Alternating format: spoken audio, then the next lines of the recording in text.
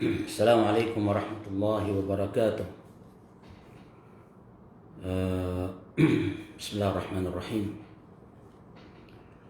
Baka mayroon pong pwede bigyan ng information kung naririnig ba ang natin, ang sounds natin.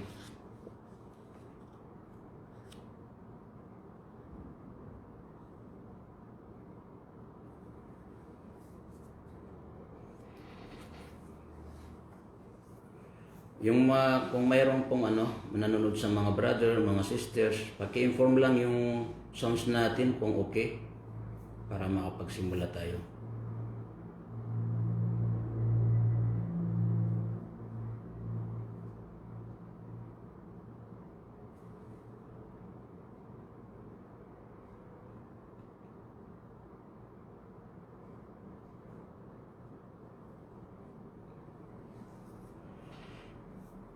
Assalamualaikum.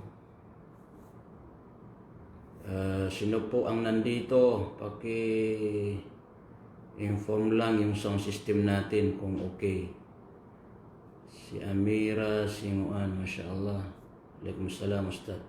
Amira, yung sounds natin okay ba? Naririnig ba?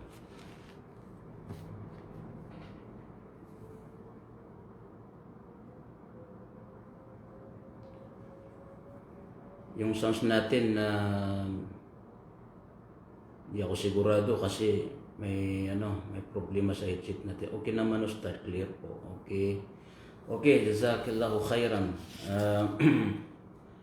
Bismillahirrahmanirrahim. Alhamdulillah wassalatu wassalamu ala al-mab'uth rahmatan lil alamin sayyidina wa habibina wa qudwatina Muhammad alayhi afdalus salati wa atammat taslim وعلى آله وأصحابه أجمعين أما بعد السلام عليكم ورحمة الله وبركاته.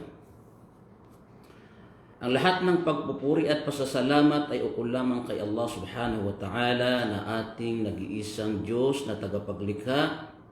Nawa ang kapayapaan at pagpapala ay sumakanya na huling propeta Muhammad sallallahu alaihi wasallam, 10 ng kanyang mga pamilya, mga kasamahan at sa lahat ng tumatahak sa kanyang landas.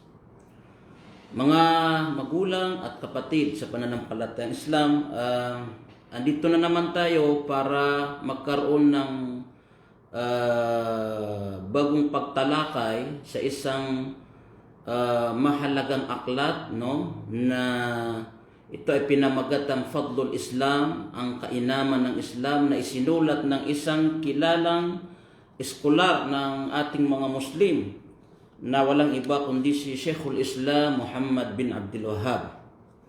Ito pong aklat na ito, bagaman hindi ganong kalaki, siguro mga 48 pages lang ang laman nito, subalit napakahalaga, napaka-importante sa ating mga kamusliman, maging sa ating mga kababayan na hindi pa Muslim, na malaman natin ano ang kainaman ng Islam, ano ang kahulugan ng Islam, at ano rin ang mga itinuturo ng Islam. Sa mga kapatid nating mga Muslim, para mas lalong maging malawak yung ating kaalaman patungkol sa kainaman ng Islam, na kung saan ito ay magdudulot ng mabuti sa atin, dahil kapag ang ating relihiyong Islam ay matatag na sa ating puso, yung kainaman na mayroon nito, yung kagandahan, yung kabutihan ng kanyang mga batas at mga turo, so lalong mas mahigpit ang ating panghahawak sa Islam. Doon naman sa mga kababayan natin na hindi pa mga Muslim, napakahalaga po mga kababayan na magkaroon kayo ng kaalaman patungkol sa itong relihiyong Islam.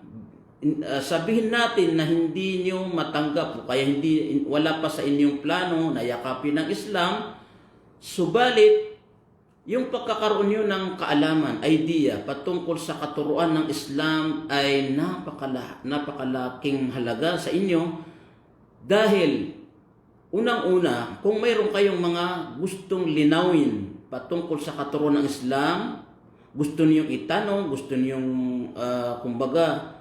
malaman, So sa pamamagitan ng pakikinig niyo sa mga katulad nitong mga paliwanag sa kagandahan at kainaman ng Islam, ay mabibigyan ng kasagutan yung inyong mga katanungan. Yan po ang ano natin, pinakapakay natin kung bakit tayo nagpapaliwanag patungkol sa kagandahan, kainaman ng Islam na nakabase tayo sa mga patunay mula sa mga banal na kasulatan, lalong-lalo na itong banal na Quran, at sa mga sinabi ng ating mga kilalang pantas. Okay.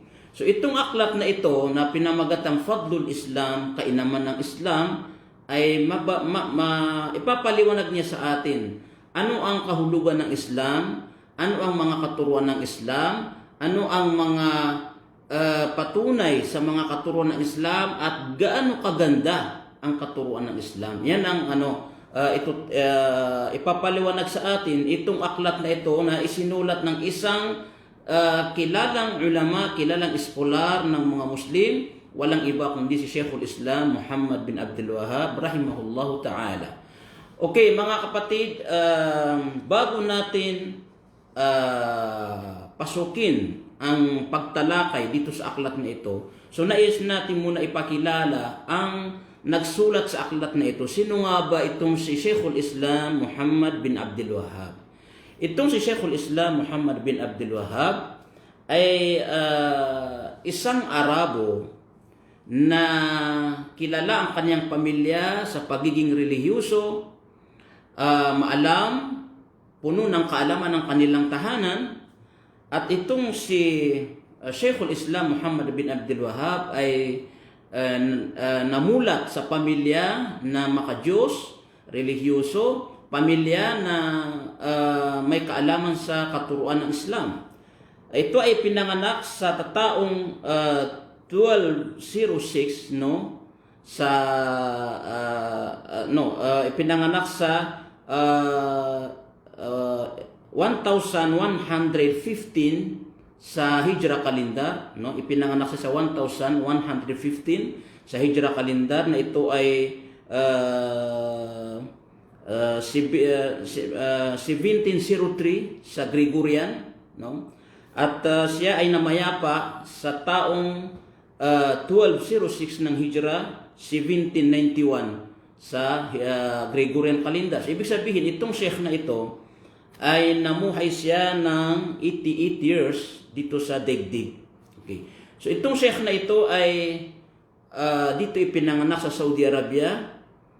Yun na nga, ang kanyang pamilya ay relihiyosong pamilya, maalam na pamilya sa relihiyong Islam, at dito namulat itong sheikh na ito. Hanggat nung siya ay lumalaki na siya at nakakamalay na siya, so sinikap niyang mapalawak pa ang kanyang kaalaman, kung saan naglipat-lipat sa mga ibang probinsya ng Saudi Arabia, maging sa mga kalapit na bansa ng Saudi Arabia, kung saan mayroong mga kilalang ulama, kilalang mga eskolar. So naglipat-lipat itong sheikh na ito para maglikom ng kaalaman. Hanggat sa itong sheikh na ito ay nung siya ay magkaroon na ng sapat na kaalaman, nagsimula na siyang mangaral sa kanyang lugar sa Dir'iyah. Ito ay isang probinsya na malapit sa Riyadh. Okay? At doon niya inumpisahan yung kanyang pangangaral sa tunay na katuruan ng Islam na ayon sa katuruan ni Propeta sallallahu alaihi wasallam,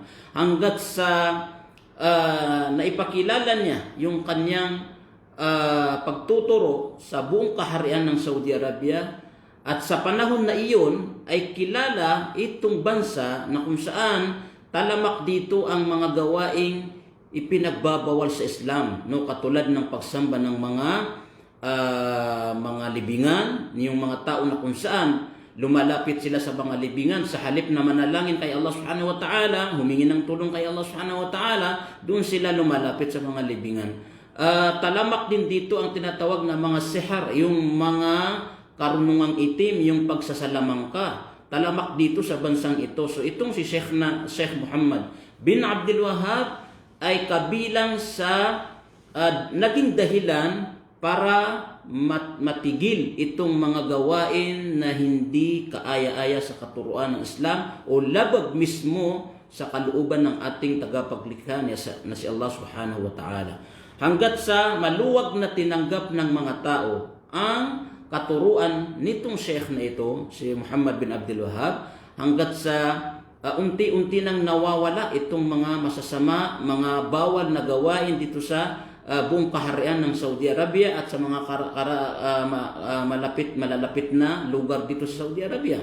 Hanggat sa naitatag nila ang Islam, naitatag nila ang katulad ng nasasaksihan natin sa ngayon, na ang Saudi Arabia ay isa sa kilalang malaking bansa sa buong daigdig, isa sa mga bansa na kung saan taglay nito ang katahimikan, taglay nito ang matuwid na pamamaraan sa buhay. So ito ang bunga ng pagsusumikap ni Sheikh Muhammad bin Abdul Wahhab, sapagkat ang mga taga rito ay tinanggap nila ang kanyang katuruan na binuhay lamang niya yung katuruan ni Propeta sallallahu alaihi wasallam. Kaya dito sa buong kaharian ng Saudi Arabia, mga mahal namin mga tagapakinig, wala po tayong makikita dito ng mga libingan na kung saan pinagpipistahan ng mga tao, sinasamba ng mga tao, dinudulugan ng mga tao sa kanilang mga pangangailangan. Wala po tayong makikita dito sa Saudi Arabia, sapagkat lahat po yan ay pinuksa ni Sheikh Muhammad bin Abdul Wahhab. At hanggang sa ngayon ay nananatili itong bansang ito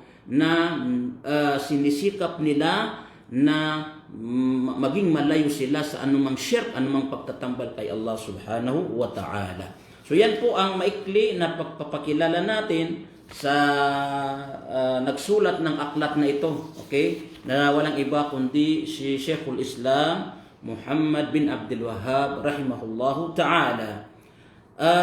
Pangalawa, mga mahal naming mga tagapakinig, ipapaliwanag po natin, no, na kung saan ang mensahe o misyon ng mga propeta ay iisa ang kanilang layunin. Iisa ang purpose ng pagpapadala sa kanila ni Allah subhanahu wa ta'ala sa ibabaw ng lupa.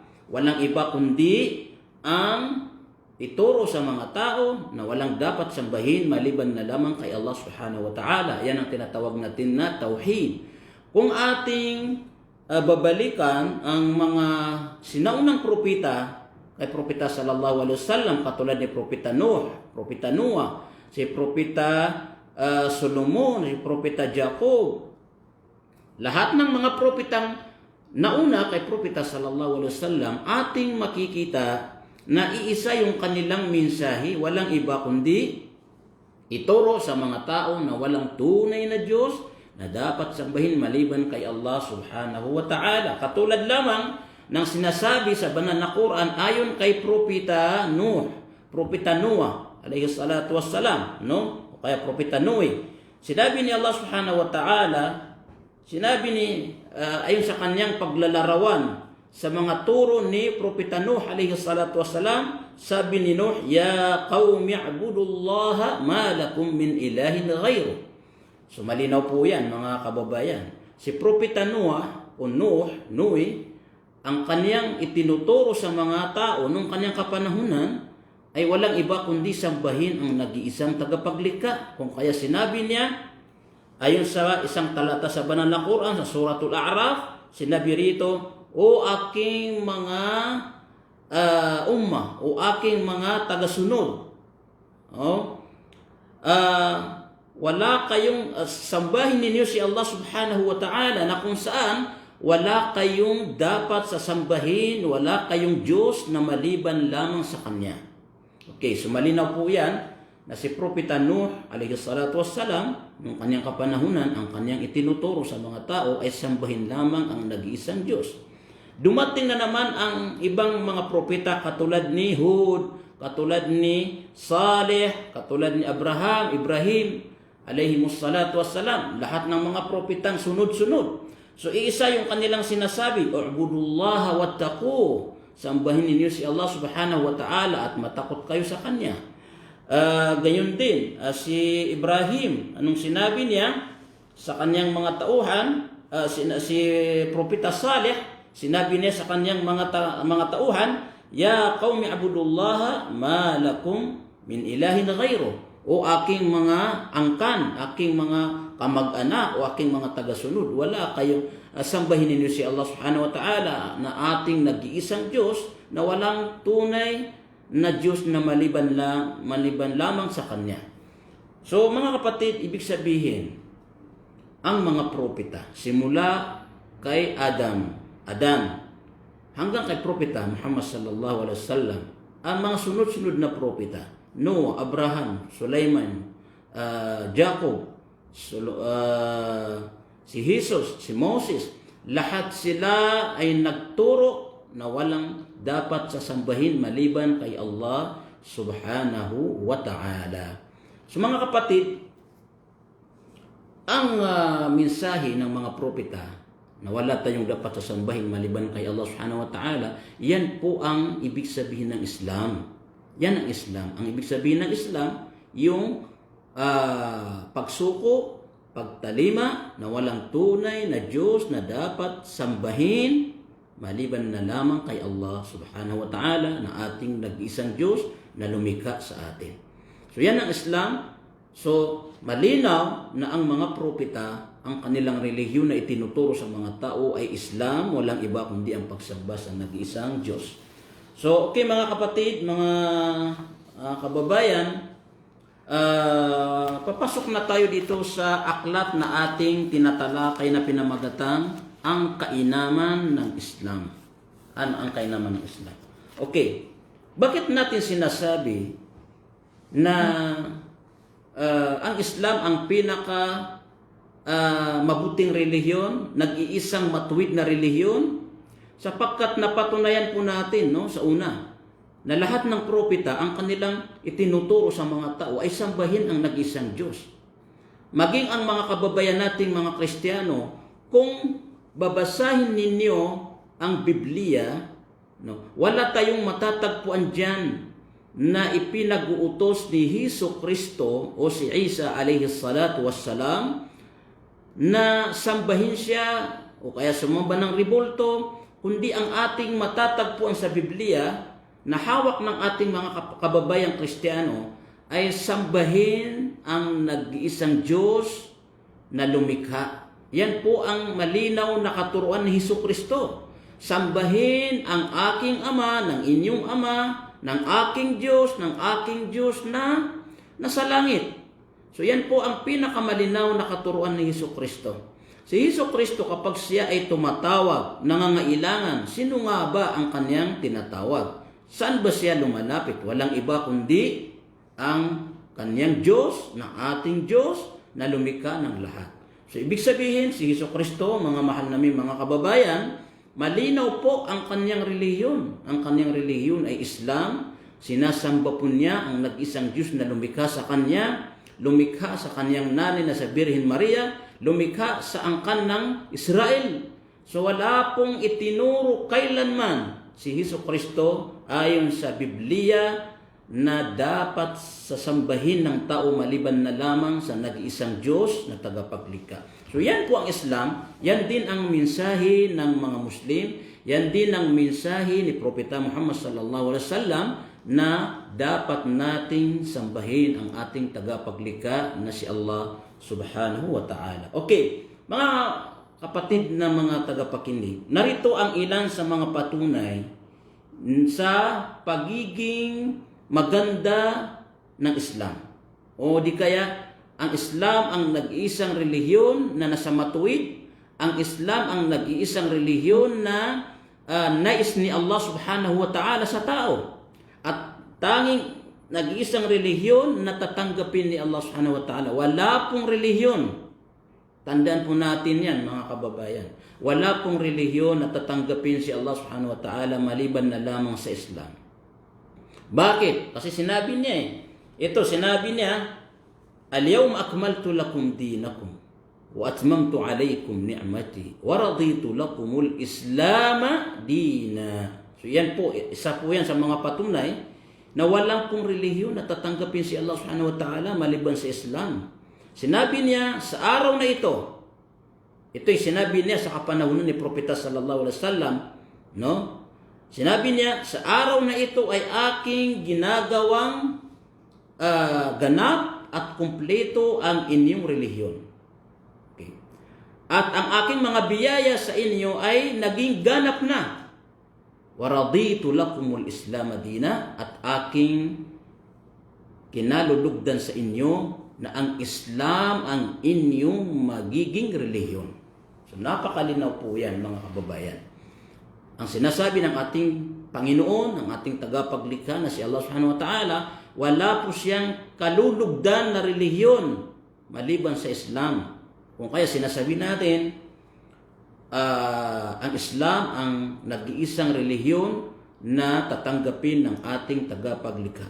Pangalawa, sinabi pa niya, قُلْ يَا أَيُّهَا النَّاسُ إِن كُنْتُمْ فِي شَكٍّ فِي دِينِي فَلَا أَعْبُدُ الَّذِينَ تَعْبُدُونَ مِن دُونِ اللَّهِ وَلَكِنْ أَعْبُدُ اللَّهَ الَّذِي يَتَوَفَّاكُمْ.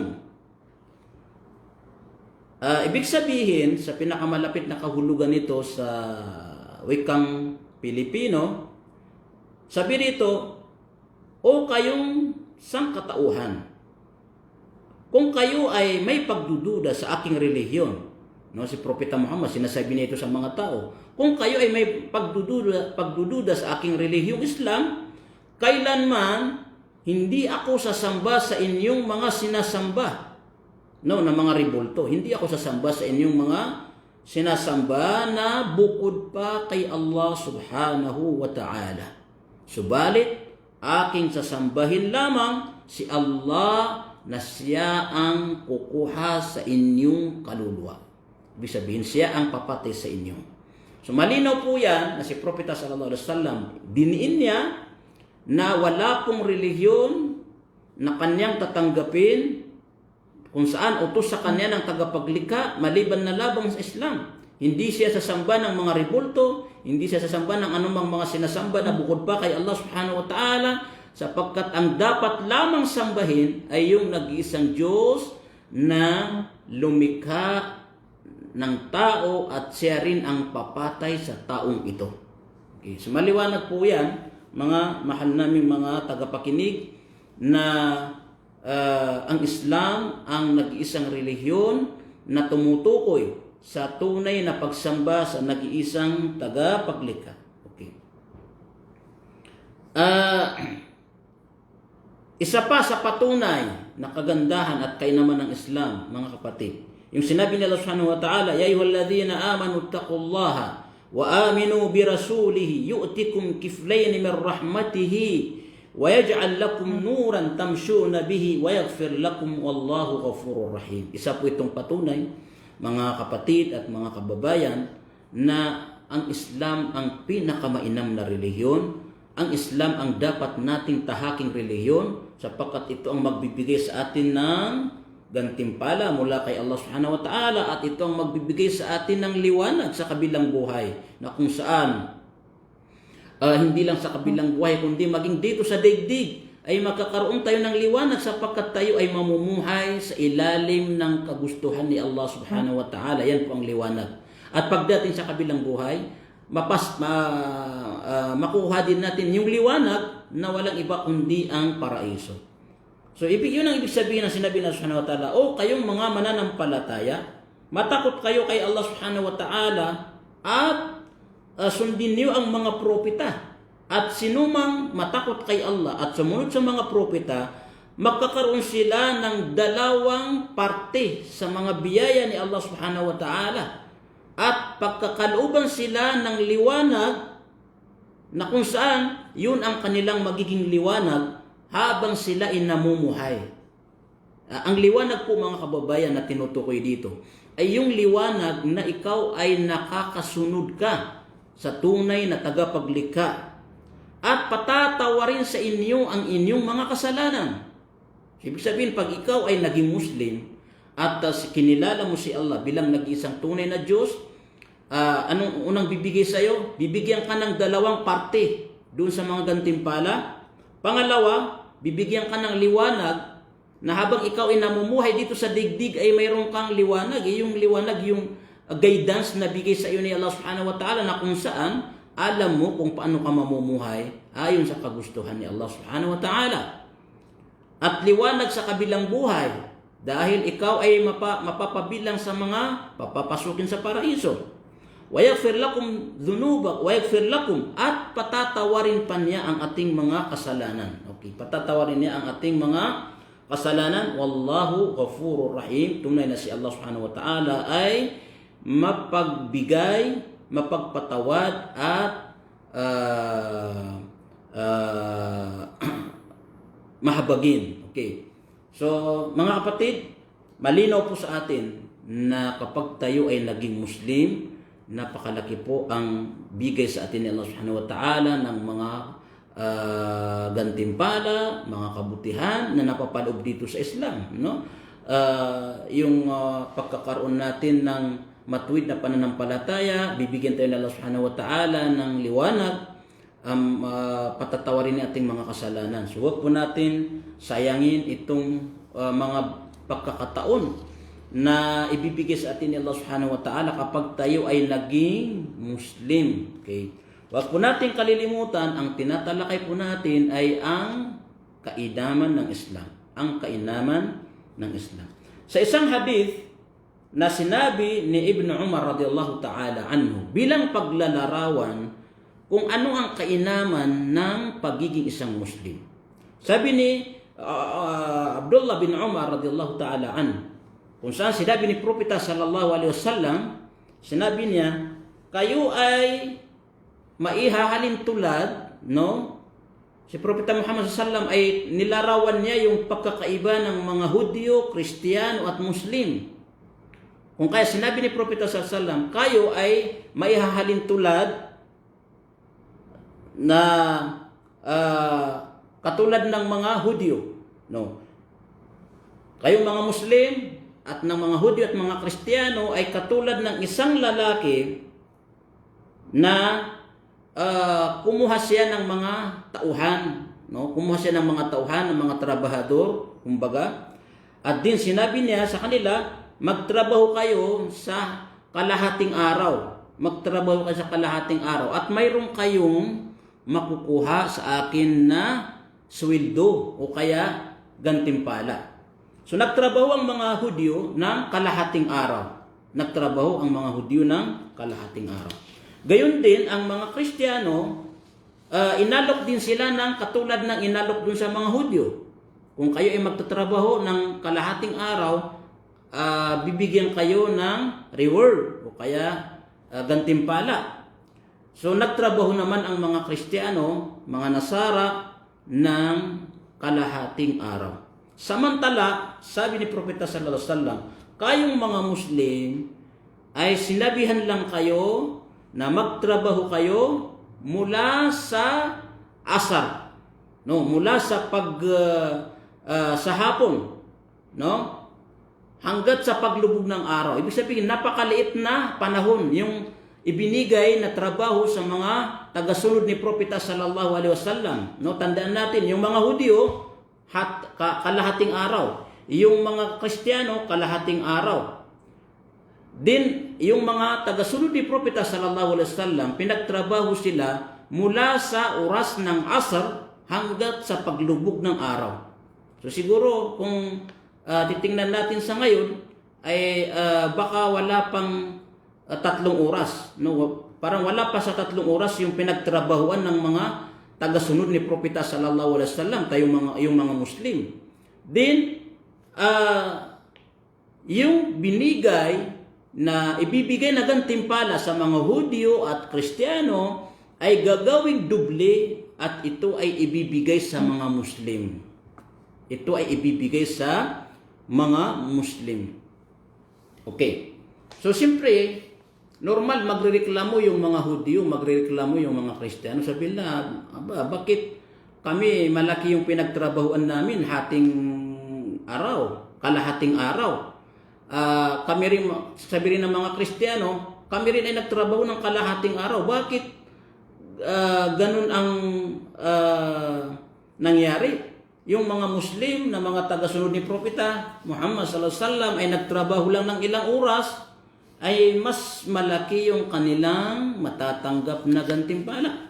Okay. So sasagutin sila ni Allah Subhanahu wa Ta'ala, "Dzalika fadli utihi may asman asya." Sasabihin sa kanila ni Allah Subhanahu wa Ta'ala, hindi kayo dapat magreklamo sapagkat yan ay aking biyaya na ipagkakaloob ko sa sinumang taong aking naisin.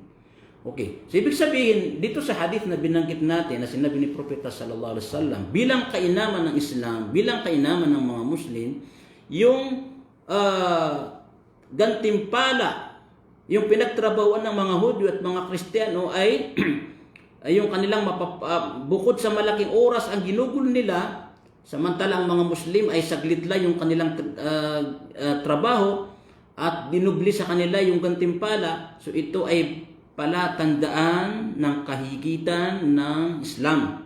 Kahigitan ng Islam na kung saan si Allah Subhanahu wa Ta'ala mismo ang nagbibigay ng biyaya dito sa mga kamusliman.